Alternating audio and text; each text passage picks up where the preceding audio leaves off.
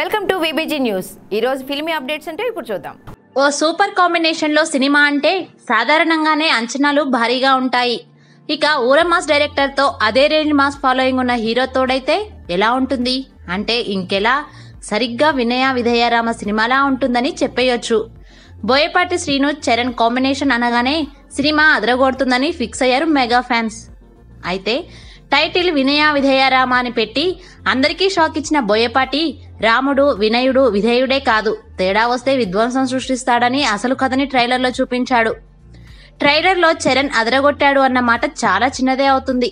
ఊరమాస్ ప్రియులకు విందు భోజనం అందించేలా వినయ విధేయరామ ట్రైలర్ వచ్చింది. గురువారం సాయంత్రం జరిగిన ప్రీ రిలీజ్ ఈవెంట్లో కేటీఆర్ వివిఆర్ ట్రైలర్ రిలీజ్ చేశారు. ఈ సినిమా ట్రైలర్లో ఎక్కువగా ఫైట్స్ ఎంత కొత్తగా ఉండబోతున్నాయో చూపించాడు. ఫ్యామిలీ మీద ఈగ కూడా వాళ్ళనివ్వని చిన్నోడుగా చరణ్ కనిపిస్తాడు. ట్రైలర్ చివరలో ఒంటి నిండా టాటూలతో విలన్ ను అలా గుంజేస్తున్న సీన్ చూస్తే అబ్బో, రంగస్థలం తర్వాత రామ్ చరణ్ రచ్చ ఈ సినిమా కొనసాగించేలా ఉంటుందని చెప్పేయొచ్చు.